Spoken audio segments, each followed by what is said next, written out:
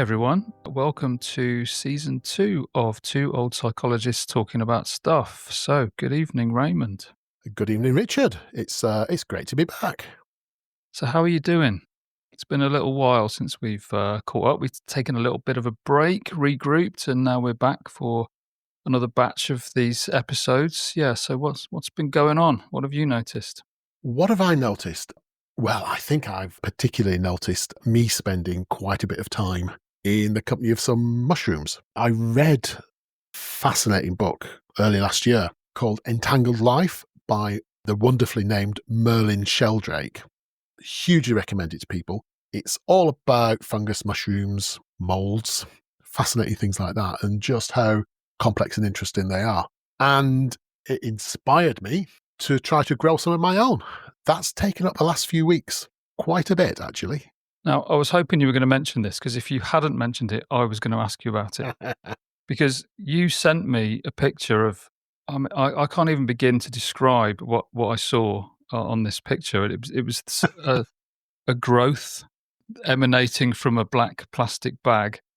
I mean, you've seen The Last of Us, you've seen Day of the Triffids. You know how this ends. You know, the minute you showed me that, all I imagined was Herefordshire being cordoned off by the military and sending in some jets to sort of nuke the place because of some awful kind of infection that had started in the basement of some amateur mushroom enthusiast. So Yeah, I'm glad to see that you're still alive. One, I am. I'm also I have to say a little skeptical about a book on mushrooms written by a guy called Merlin Sheldrake. He seems like a colourful character. His father was parapsychology researcher.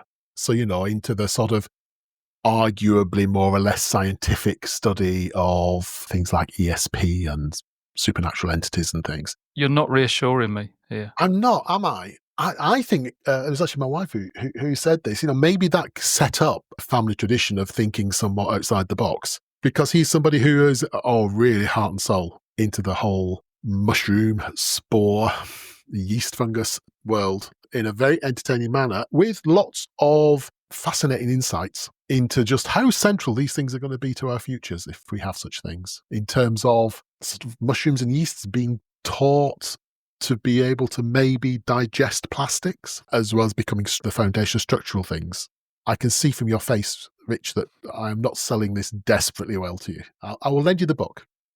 Okay, so based on a book by a man called Merlin Sheldrake, you are creating your own mushrooms from spawn and openly discussing on media teaching mushrooms to digest plastic. I find myself increasingly anxious. Sorry, for what it's worth, the actual end point of this crop was kind of being sort of fried in a little olive oil and then served with some smoked garlic butter. So, if that's a way of dealing with our great adversaries in the future, is basically culinary, then, that is not the scariest apocalypse movie I've ever seen. Just need a huge saucepan. And so you've ingested these mushrooms now. I have indeed. Did you at any point in that evening find yourself, dancing naked in the garden to early Genesis or anything like that? I mean, no more than usual. There is some extremely respectable research going on at the moment, as we both know, about the possibility of the use of hallucinogenic mushrooms in certain kind of sort of treatment-resistant forms of depression.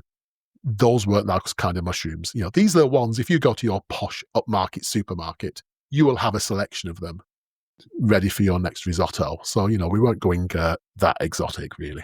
So there's a serious side to all of this then. So aside from you just kind of enjoying yourself, spending a bit of time in the dark, growing mushrooms to eat, there's something quite next level about what might be going on with fungi.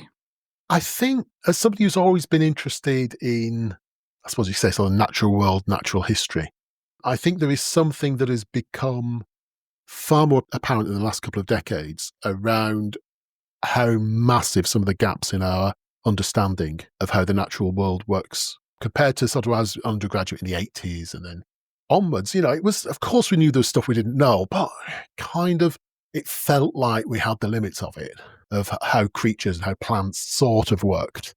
The understanding of the interconnectedness of these sometimes massive networks in places like forests, mycelial networks that can cover sort of many, many square miles, where active information is being transmitted and there's influence on the growth of trees, how trees can react to parasites in a distant part of the forests.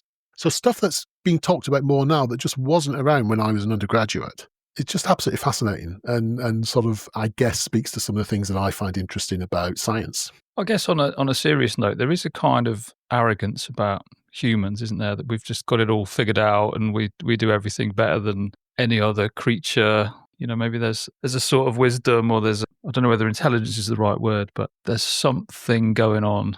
Maybe it's not intelligence in the way that we would understand it, but there are other living things that do things that are way beyond our understanding. Yeah, there is huge complexity as it looks at the moment, but maybe this will turn out to be wrong. But without like intentionality, normally things like communication and cooperation, as humans, we tend to assume that's done on the basis of intentionality and conscious thought, because that's what the human species put all its chips into as in evolution, frankly. And actually learning, which we've known ages about sort of social insects, like bees, but actually realizing how widespread the idea of incredible complexity, incredible flexibility, but without single controlling intelligence is. I think that's the bit about, as you say, stepping back from a kind of arrogant, anything that's complicated is done the way that humans tend to do it sort of view. Just one last note on this, just on the I can't get away from the dangers and the risk, You're a friend of mine. I don't want to see you with an enormous outsized vegetable-like head, at some point. If, as I remember it, so it started out as a PlayStation game and then it's developed into this really excellent television drama, if anyone's sort of played or seen this, The Last of Us. As I remember it, the opening scene in the TV show referred to the idea that there were fungus-like infections that could markedly change the behavior of small mammals like rats, but that humans had never been subject to this kind of infection because our bodies just run at a certain temperature. So we're too hot. We run too hot, basically, for the fungus to survive. So we've never had those kinds of infections infect humans. And if there were a slight variation in human development or in the development of the fungus, such that they just figured out how to operate at a warmer temperature, we could fall victim to these kinds of fungal infections that just drive you mad, for want of a better word. That's right? Yeah, I mean, I don't know exactly how much of that argument at the beginning of that TV series and game kind of would really stand up around the only reason humans haven't done it is temperature and metabolism. Maybe that's true. I don't know that bit.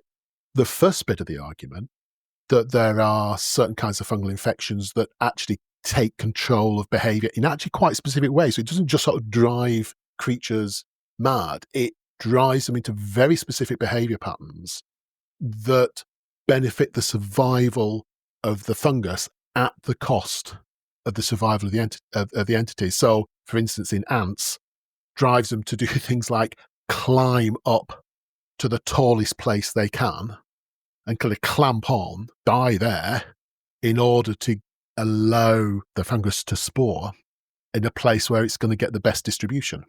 But the actual behavioral control bit, the bit that as a psychologist, and having done some animal psychology and animal neurophysiology in my past, the bit that astonished me was how specific the behavioral control is for something that's basically starts growing in the brain. That bit is weird, frankly, and scientifically solid. That's not limited to funguses either, is it? There are, I think we talked about this last season at some point. There are microorganisms that infect the brains of other animals and change their behavior in such a way as to advantage their own. Well, reproductive success, I guess, ultimately, or as the evolutionists would say, their inclusive fitness.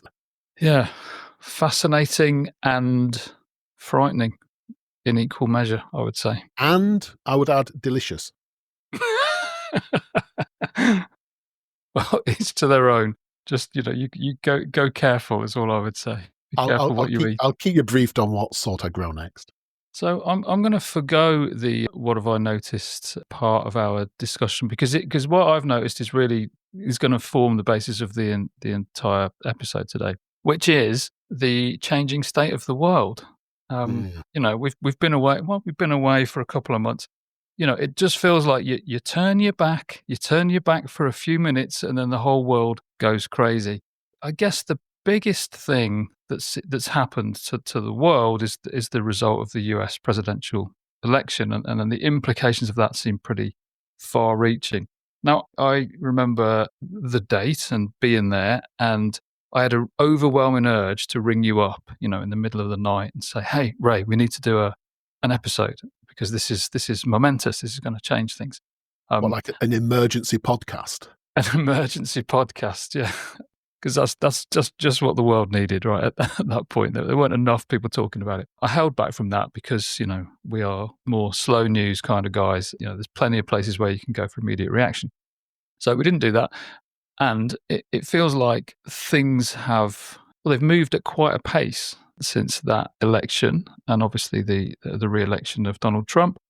And it feels like there's almost like a palpable sense of anxiety around. It feels like everyone's talking about it. Things are happening at quite a pace, and like it's hard to go about your daily business without a news article, social media post, or somebody stopping you in the street to talk about, the various ramifications of the Trump presidency. So it feels like it's affecting the psychology of the world. So it feels like that's something that's certainly been on my mind, and feels like it's something that we could talk about. Yeah. I prepared a little list of the few things that the Trump team have done since they came into office. I mean, where are we now? We're in the middle of February now as we record this, so we're about 6 weeks in. There's the proposed takeover of the ownership of Gaza, to turn that into a Riviera, which would apparently involve the US owning Gaza and the permanent removal of the 2 million citizens, taking over Greenland.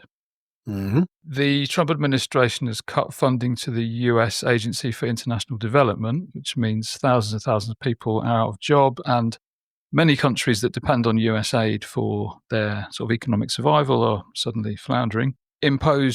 Suggested, imposed, pulled back from, imposed, again, various tariffs on various countries, so throwing the sort of world economic order into somewhat frenzied chaos. Incentivized federal employees to resign in ways that don't seem to be entirely legal. Sanctioned the International Criminal Court. Signed an executive order to return to plastic straws because paper straws explode, amongst other things. More or less left the World Health Organization and various other UN institutions.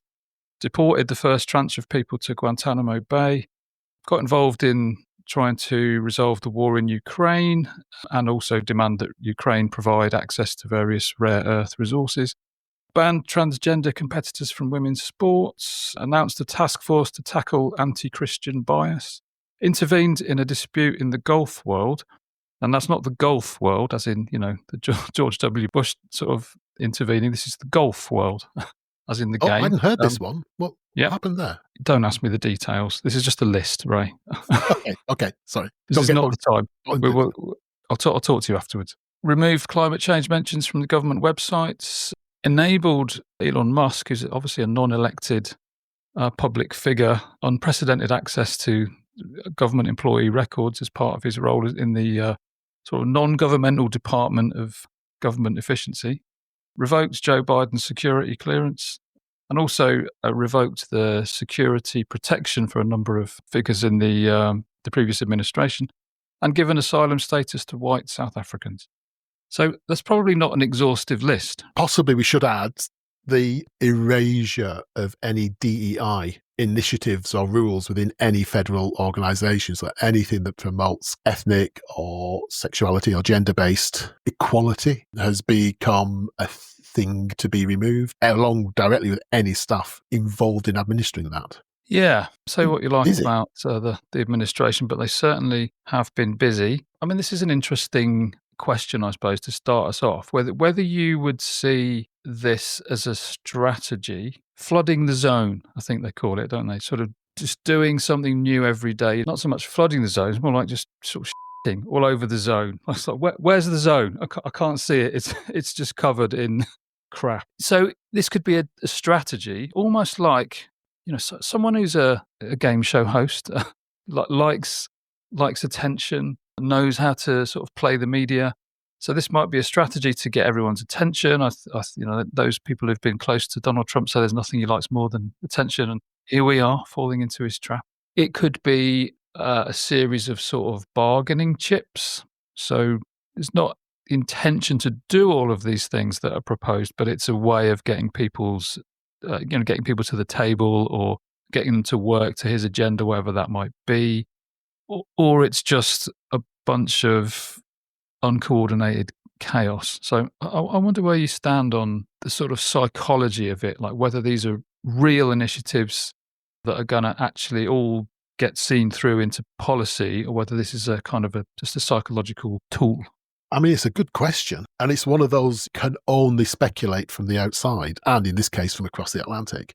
I think for me, there's a kind of like a distinctly different feeling this time to the beginning of his first presidency, where there was more of a sense of a different kind of chaos, a different kind of, didn't think actually we were going to get there. And maybe he didn't think he was going to get there because he had no kind of concept of what to do next. As I remember, lots of stories then about him not realizing it was his responsibility now to staff the senior echelons of certain government departments and things. So there's this sense of, oh God, what do we do now? I mean, my take would be, I think we are possibly seeing things that are slightly more carefully planned than last time. Whether the said gentleman in the Oval Office is the origin of that, or it's the people around him who are the, more carefully planning stuff. And that arguably, alongside the flooding the field with so many things that it kind of negates organized response, because there's always another thing, that, maybe these, possibly golf aside, I don't know that story yet, there are uniform threads in this that point towards a certain political worldview that maybe are motivating some of these choices, rather than some of those other hypotheses that we just had. The interesting thing, I think, from a psychological point of view, is that he's playing to his strengths, and his approval rating is, at the moment at least, really high. I don't want to make the whole episode about Donald Trump, because I think, as I said, that's perhaps doing his work for him. And he does seem to be approaching some of it almost like it's entertainment or it's television. If you look at some of his picks for the various offices in his administration, it's a bit like assembling the cast of The Apprentice. There's one or two sort of serious contenders, Marco Rubio, for example. There's the outside picks where you just think, really? That person in that role? Tulsi Gabbard, Pete Hegseth. Lest we not forget Matt Gaetz, who got evicted in an earlier episode. But it's a strange kind of approach to it. Just so it sort of doesn't seem serious in a way that it would kind of be funny if it wasn't. It's so serious, like if it didn't have such consequences. But I guess the thing that strikes me, though, is that's different, and arguably different than anything I've seen happen before, is that some of the folks around him, and I'm guessing Elon Musk is absolutely the core example of it, come from this big trend of recent American society and the American economy. The, sometimes referred to as the tech bros. It's not just about tech, it's just about the market generally. So the growth of huge organizations like, your Amazons and people like that, where the philosophy is being fairly clearly articulated, is like move fast and break things. Because if you personally are not profiting already, then entering a market that's stable has only marginal benefits for you. But if you can move fast and break that market, then, chaos is a ladder, and you have a chance of, if you already know what your plan is, to exploit that opportunity. And so I think some of the incoherence that's gone on is a kind of almost like a planned break stuff. Move fast, break stuff, and be there to pick up the pieces and assemble them in an order that suits you faster than other people. Now, that may be over-attributing careful planning, but as I said, even if the current incumbent's mind may not be the best at careful planning, I suspect there are people around him who really are. I think it's important to state, and just to be really clear, that he's a democratically elected politician. I've seen some of the reactions to his election to be, I don't know, somewhat hysterical and disrespectful to the electorate in a sense. Mhm. Like I remember I won't name it exactly, but there was a forum on Facebook where somebody on the day itself said anyone that would vote for him must either be ignorant or a bigot. And and you're talking about 50% of just over 50% of the people of America who cast a vote, and clearly that can't be the case, right? The people Yeah. have had good reasons why they voted for Trump as president and why they voted for the various other members of the Senate and the Congress. So I think one has to sort of respect the political process.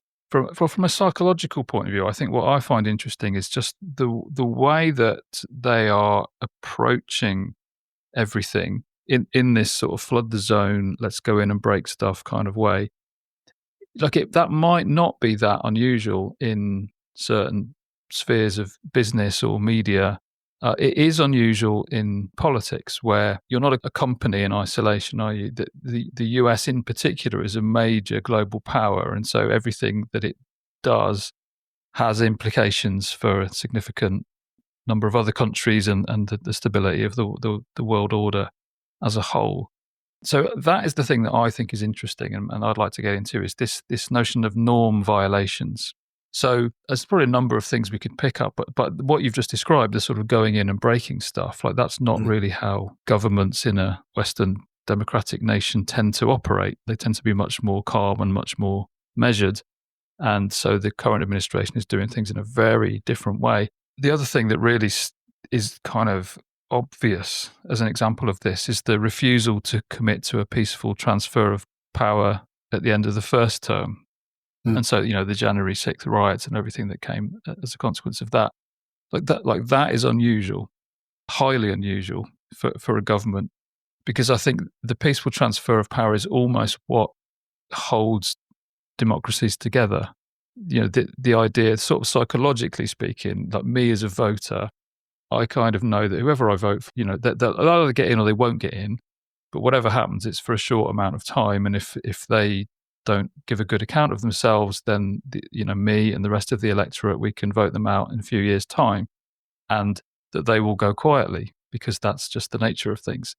That didn't happen, and even now, I think Trump and his supporters would argue that the 2020 election was stolen from them, and it very much felt like they were gearing up for the same kind of plan had they not won this time around. Mm. Whereas I think everybody knew that if the Democrats lost, they would just say, well, okay, we lost fair and square. We don't like it, but we did. And everything that happened, you would expect to happen. So Biden turns up at the inauguration, they shake hands, and everything sort of passes peacefully.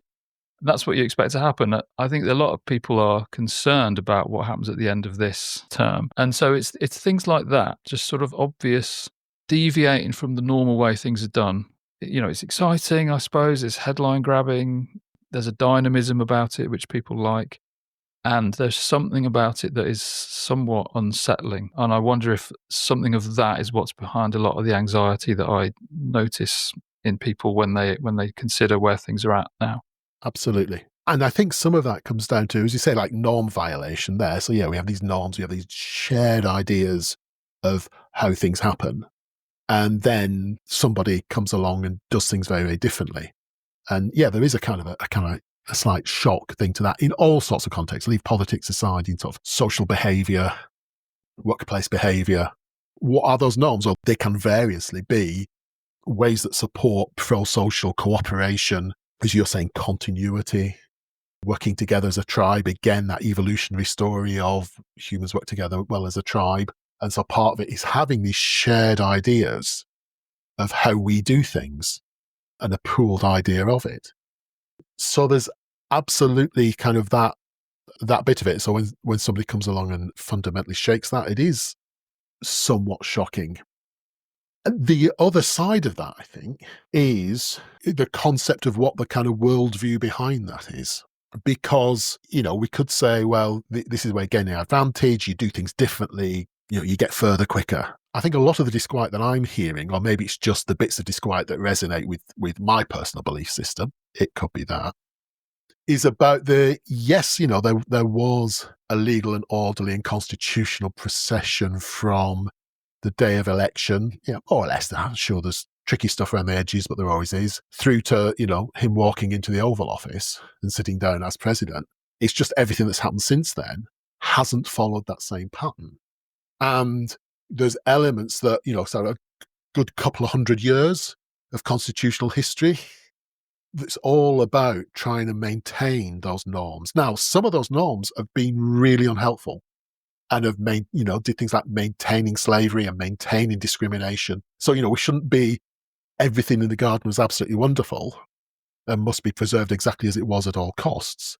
However, it's hard not to think that maybe what we're seeing is a difference in worldview of the idea that the entire constitutional governmental structure is actually being perhaps seen as an obstruction to people having an idea of how it should be that doesn't really include awkward things like checks and balances, an impartial judicial system, the peasantry having the chance to kick you out after 4 or 5 years if they don't like it. So maybe what we're actually seeing is a completely different worldview. So rather than shifting individual norms, we're actually seeing a much bigger shift of, no, we're not really up for this democracy business. It does feel like a shift towards a much more authoritarian way of going about things. There's an interesting website that sort of charts the democratic status of countries, and America is on their list of backsliding democracies, countries that are moving away from democratic principles.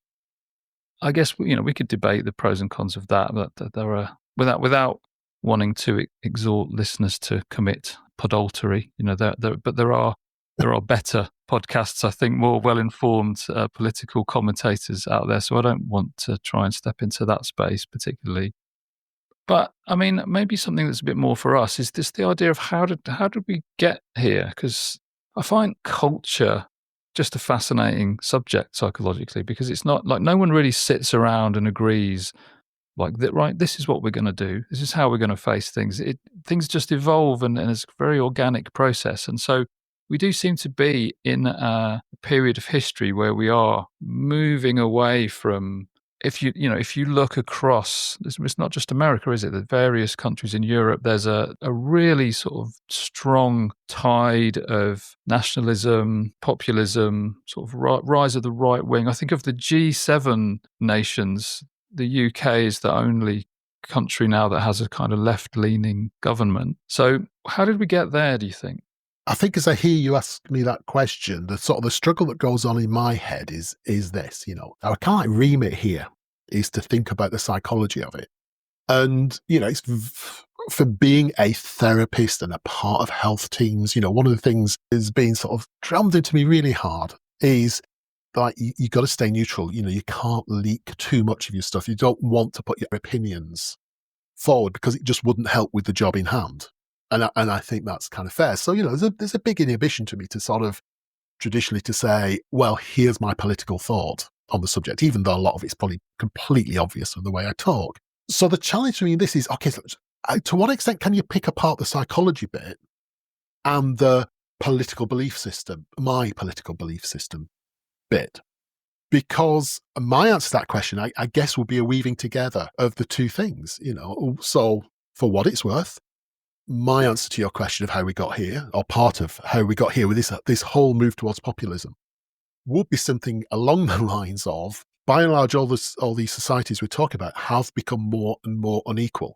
In the grand scheme of things across the world, relatively well off, outright starvation and things, much less common than in some sort of sub-Saharan African countries and so on. So relatively well off in many ways, but disparities of wealth and power and influence have been getting bigger and bigger and bigger. And, I think the statistics are really kind of clear on that in all of these countries. And people aren't dumb.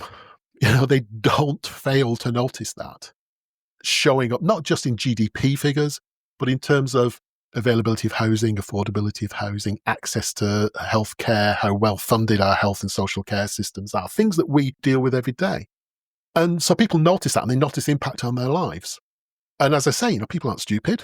And you've heard me say this, Rich, and I'm guessing you have the same view that two of the fundamental questions that humans ask in any situation are, what's going on and what can I do about it? So the first of that is, how do I make sense of my experience? And the second is, what is the thing that I can do to try and improve things for me? So that first bit is, how do I understand the fact that in a country that in some ways, like the figures seem to suggest, are doing well economically, I seem to be getting poorer. It's harder for me to get housing. It's harder for my family to get housing. And this is where the politics bit comes in, and where one stands politically. Because, I guess I would stand in the position of saying, well, it's not that hard to find. That a lot of wealth and power has been kind of increasingly creamed off and concentrated in a relatively small number of individuals and organizations who also then escort the wealth out of the country rather than it being recycled into things like affordable housing, healthcare, and so on. So why isn't everybody up in arms about that? So then the argument would go, well, if this isn't the dominant narrative that's around in society, that isn't the thing that's presented to us through the media and the tabloid headlines you have to walk past to get your milk and your bread at the garage, then because it really doesn't suit some of the people who control those channels for that to be the dominant narrative, the space opens up for a different sort of narrative of why you're poor, why you can't get a house, why you have to wait so long to see your GP comes up. And that's very much where populist movement comes in, because they have some very clear ideas about that benefits claimant, that immigrant being the person who's responsible for the reduction in your quality of life. So although that is, yes, an intensely political thing to have said, I think there is that psychology within it of this is how people make sense of the world, and they need a way of making sense. And sometimes a coherent, if I would argue wrong, narrative supplies exactly that. So you're highlighting a psychological principle there of coherence. We have a drive for things to make sense. And so the way I understand that in very basic terms is if you think about the history of an individual human being, like the minute you go from, as an infant, from blah, blah, blah, blah, blah to ma, ma, ma, ma, ma, people are all over you, right? That you get reinforced because suddenly they see you making sense, and they love it. They love it when you make sense. And so you would want to listen to me producing a coherent sentence much more than you would want to listen to me producing an incoherent sentence or speaking in a language that you didn't understand. Mm. So there's something about the ability of political leaders to tap into that and to try and make sense of people's experience, is what you're saying. And if you can find a sort of key message that resonates with people, it's easy for that to take hold and sort of take on a life of its own. Is that I think that's what Yeah, I'm hearing you say. yeah, absolutely. Because that coherence seems to be intrinsically motivating to humans. People like things to make sense. And if you can get that message embedded, then actually very often people, and I mean all of us, can be very resistant to any information that is dissonant with that doesn't quite match it. We find incredibly sophisticated ways of disregarding, downplaying any information that doesn't fit a worldview we've now invested in. And that's one of the reasons why sort of throwing facts at contrary worldviews so often doesn't make any difference, because people are really good at disregarding them because of the discomfort of this, in psychology we call cognitive dissonance, things not fitting anymore.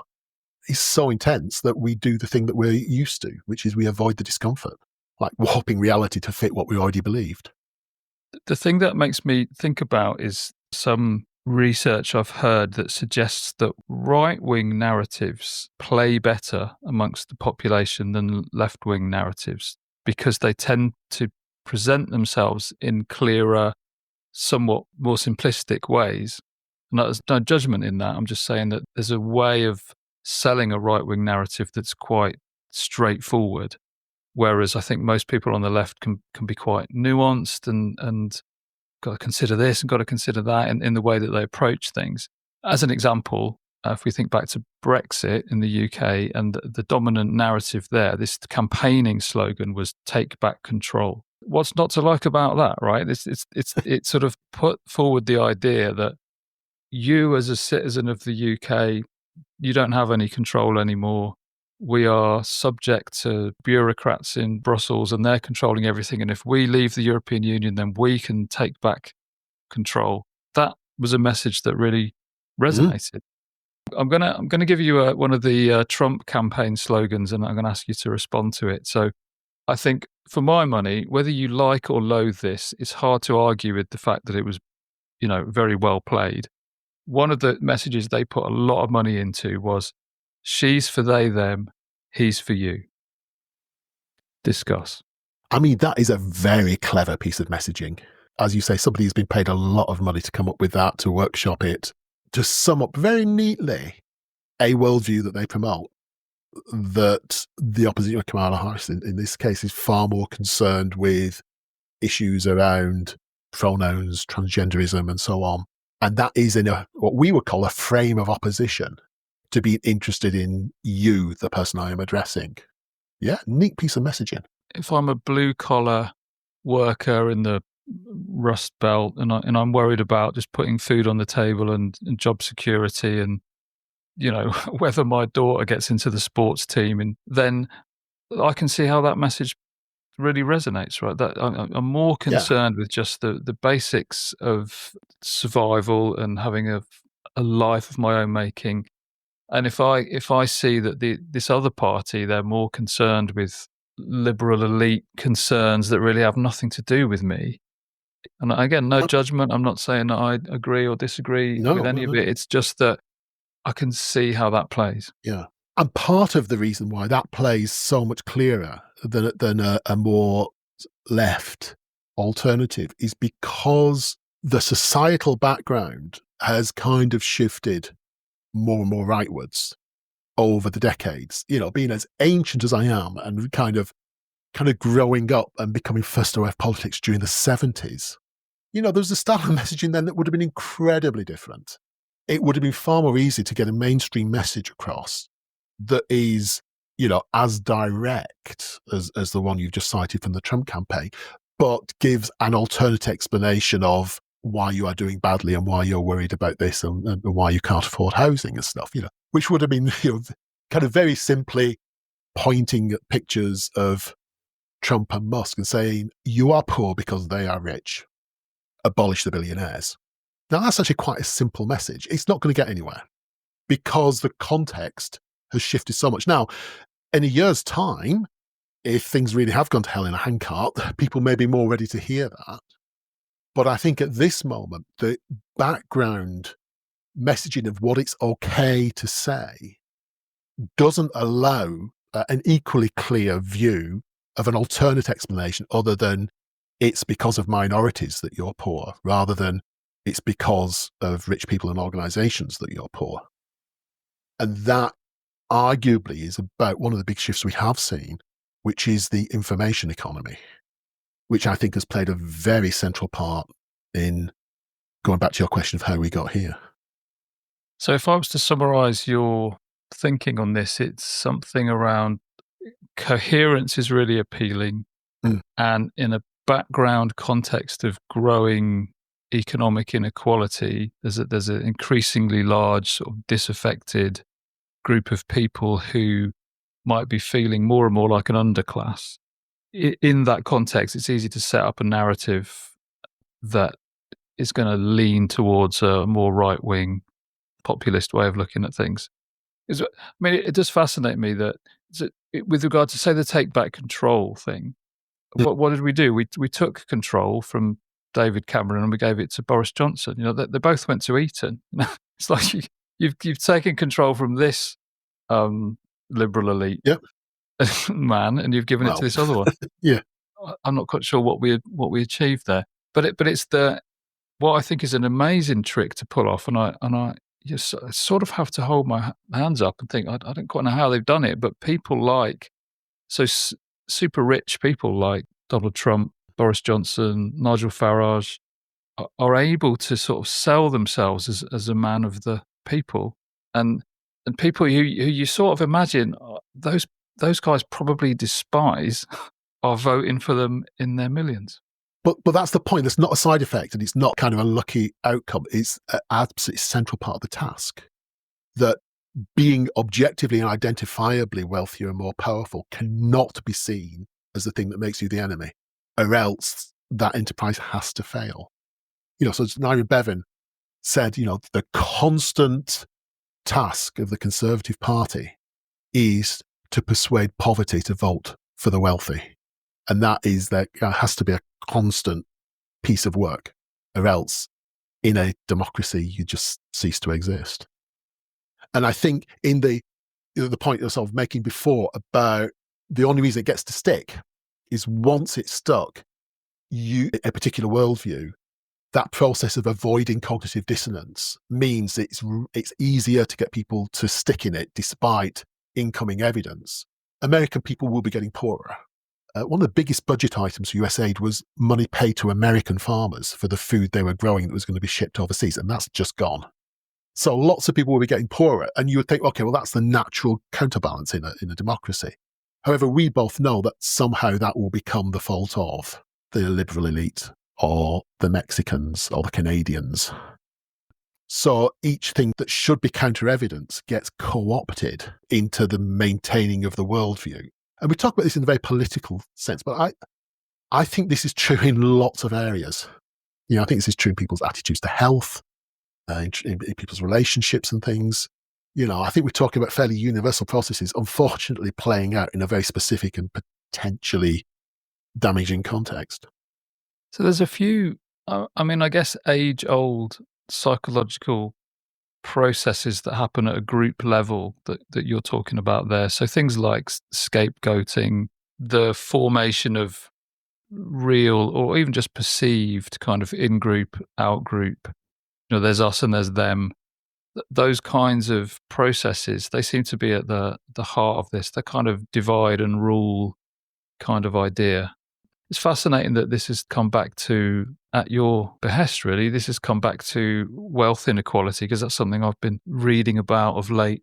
I am going to make a recommendation. So there's a really interesting economist called Gary Stevenson, who was a guy that grew up on the wrong side of the tracks in Ilford, but because of, by his own admission, was lucky to be born with an absolute genius for maths, ended up at the London School of Economics, and then was a city trader and made millions, basically betting on the growth of economic inequality, and betting on the fact that the economy was going to sort of slowly tank. So he's given up his city trading and is very eloquent advocate of the idea that we should really be taxing wealth, not work, and that we are sort of being sold a bit of a line, really, that in this world where the poor are getting poorer and the rich are getting richer, there's a lot of scapegoating, a lot of othering going on, and people are being convinced that the reason they can't afford a house is because of immigration, let's say, when that's not really the case.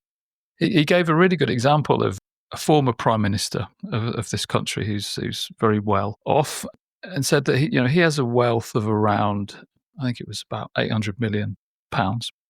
And so if you have a wealth in that kind of magnitude, your passive income, so you don't have to do any work, right? Because you're just going to earn somewhere in the region of about £30 million a year, just in interest, right? Wow. Which, give or take, is somewhere around £500,000 a week. So it begs the question, doesn't it? If you were earning £500,000 a week, what would you do with it, right? Like I would think I would find that hard to spend. I mean, maybe I could find a way, but not week, maybe for a couple of weeks, but not week after week after week. And of course, people don't spend it. And he said that what people do is they spend perhaps 20 grand a week, and they live like royalty, and they've still got 480 grand a week left over. So of course they invest it. So they're buying property, they're doing things like that. And so kind of that's the reason you can't buy a house, because someone else already owns it. Like the UK economy, I think, is growing by about 1%, on average a year. The wealth of billionaires is growing at something like 5%. It's hard to imagine that amount of money. One of my favorite facts as a means of trying just to understand it is that 1,000,000 seconds is about 12 days and 1,000,000,000 seconds is about 32 years. Wow.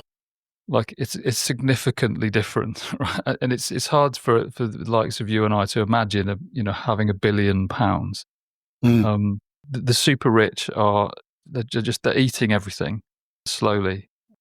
I think listening to that guy, that was a pretty convincing argument for me as to why, if there is this, and it feels palpable. I was talking to colleagues working in NHS talking therapies, and they're talking about feeling quite overwhelmed by the growing numbers of people coming through the services with complex psychopathology, and the numbers of those people for whom socioeconomic factors are a significant part of their distress. Yeah. So I think there's something in what you're saying, that a lot of the ground for this move to the right and the growth of populism is the seeds of that are sown by wealth inequality and a growing sense that you're part of the have-nots rather than the haves. And in the context of that, it's really easy to buy a story about the reasons why that may not be entirely accurate, because the people, as you say, are in control of the narrative, Mm. are the ones with all the money. So psychologically speaking, I mean, I think I've just started to touch on it there, but what would you see as being the main consequences of this?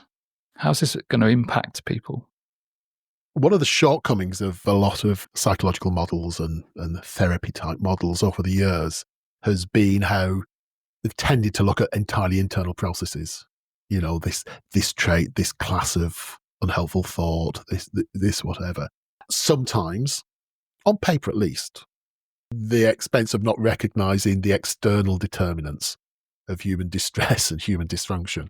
I think absolutely the main thing is going to be the thing you've already picked up. Generally, you know, for many people, greater and greater wealth inequality. I think for huge groups of people who are on the receiving end of the scapegoating, that's a very direct route to a much, much harder life. And of course, that group has to keep increasing, because if, quotation marks, it's their fault is the reason for all the ills, you need to have a perpetual enemy. And when you've taken all the measures you can against one internal or external enemy, well, you have to broaden the class. And we've already seen this before in the UK, you know, sort of judges upholding human rights being branded enemies of the people. So, you know, the class of people who are them rather than us has to get bigger and bigger. So more and more people get kind of drawn into it. So they then live that life of kind of criticism, persecution, and unwanted consequences as well. So I think there's some really practical impacts on people's quality of life that's, of course, going to feed through to their mental well-being. It feels quite a depressing picture, really. I'm thinking about my colleagues in NHS talking therapies, because this is kind of what they're talking about, that they're seeing more distress, more trauma, more, I don't know, just feeling disaffected, or the kind of moral injury that results from this just sense of unfairness and inequality. Yeah. If I think about it too much, I find myself getting somewhat disheartened, because I can't quite see an end to it, because all of the people who are in a position to do something about it have a real vested interest in not doing anything about it. Actually, it may be that system's correct. You know, it may be that kind of like more, not deep as in conspiratorially deep state stuff, but like deeply foundational, say, economic structures internationally begin to pull things back for all the kind of the swagger and braggadocio of Elon Musk and his cronies. If the Swiss banks feel threatened, then this feeling is, you know, he will be swatted in a second. Not, I don't mean like necessarily violently, but sort of economically, there are bigger forces at work, I think, even than them. So it could be that for all the problems of the established, overly capital-dominated world, some things will gradually rein in some of the excesses. I mean, the other ways that things like this tend to end are, you know, let's list them from history, like revolution. Revolutions tend to be horrible things to be a part of, or other things getting in the way and rendering some of this stuff less relevant, you know, so other big problems, climate change, us getting hit by an asteroid in a few years' time, which seems to be a thing that's been increasingly talked about. So a lot of those endings are not that great. There is this feeling of acceleration. And again, a student of history would say change tended to happen over centuries, and then it tended to happen over decades, and now it seems to be happening like every week. And so whether this gradual drift into awfulness could be contained, or whether it is going to sort of spiral into something bigger, who knows? What a cheerful point to get to. And I guess the many skills of human beings notwithstanding, seeing into the future isn't really one of them, is it? And I think if you learn anything from history, you do see that things have a cyclical kind of nature. Forces that seemed unstoppable, like the Roman Empire, for example, crumbled into dust in the end. Nothing is forever. There's a Yeah. hugely sort of dynamic nature to things at that scale when we're talking about nations and civilizations and global systems. Nothing's forever. So maybe this sort of globalized economy that we've been part of for the last 100 years or so, maybe there's a life cycle to that and it comes to an end and something else takes its place. Who knows? Well, being old psychologist as the brand of the podcast points it, there's only so much that we're going to get to see. And I hope for the benefit of everybody who's around now and in the future, it's the least worst it can be. Okay. Well, we're not going to solve anything here today, are we? But it's been interesting to discuss some of the forces at play. Now, I've got a question for you, which is very on point, actually, as it turns out. Let's go and ask Ray, shall we? If you could pick a point in life to sort of pause things such that you could stay like this age, in this era, forever, what point from your life would you pick? Oh, wow. There is an absolutely brilliant science fiction short story from the 60s called The Hellbound Train, which is exactly that. A person has a chance to makes a deal with the devil. He's given a watch. He can turn the hands back, press a button on it, and everything will freeze and he will be there forever. And the point of the story is he can never find the right moment, because there's always a possibility that maybe tomorrow's better, or maybe that's not quite right. So you've given me exactly that dilemma. There is a little bit of me that wants to say, now's good. I'm getting to do things I like. I've got people I love around me. Nothing too catastrophic's happened in the near past. So that's good. I guess I might just rewind, maybe 10 years or so, just to be physically a little bit younger, still have family around me and things like that. But I'm absolutely not living a life where I'm thinking, if only I was back there. And that was pretty good too. What would you do, Rich? Yeah, I'm finding this a really difficult thing to think about. Probably for all the reasons you've just outlined and why that person wrote that story that they wrote. There's just so much to recommend and not recommend about every era all at the same time, isn't there? Like, I think if I picked anything, like I could quite easily pick, say, my early 20s where I felt really confident and bulletproof, and I was always trying to be the most engaging person in the room and doing a pretty good job of it. But I look back at that guy now and think, wow, what were you doing? And I sort of know why he was doing it. And from an older, wiser position, I think, yeah, you were a bit of a fool. Objectively, like having a good time, and I can think of there were problems with that. But then equally, I could pick now, because I feel like things are pretty good now. There are things about now that aren't great though. Things that have happened in my life that aren't great. So there's some way. I don't know. I'm just tying myself up in knots. I think wherever you pick, there would be a really good reason for doing it, and there would be a downside, because there is no sort of perfect time. Can I tell you how the story resolves? At the risk of a spoiler. So the man goes through his entire life, and he's had these moments that are quite sweet, but maybe not. And of course, he leaves it too late. So he's dying. Middle of a heart attack. He thinks, I can cheat death. I could turn it back now. And then he realizes he would spend eternity in the state of in the middle of a heart attack. And he realizes, of course, I can't do that. So the devil arrives with this train, this mystical train that comes out of the thing. He says, right, see, I knew what would happen. It always happens. On you get. So he's sitting there. Heart attack's past now because he's kind of died. And he's sort of shooting along to the underworld with all these other damned souls, who kind of realize what they've done, passing the bottle around, one last party before they hit the underworld. And then he turns the hands back on his watch and he thinks, sitting here now on the hellbound train, that's as good as it gets. And that's when he freezes his life. Wow. Well, that was unexpectedly deep. I thought that'd be a bit of fun, but it wasn't really, was it? It was like, let's just set off a whole load of soul searching. I'm not going to sleep tonight now thinking about this. It's a serious business humour. Yeah, we can only hope that all our listeners aren't sleeping as well, and we can all spend tonight struggling with an existential crisis. What better way to end the first entirely episode of our what? own making. Yeah. Well, yeah. On that note, we should probably leave it before we implode in a puff of anxiety. Sounds like a plan. See you next time. And see you.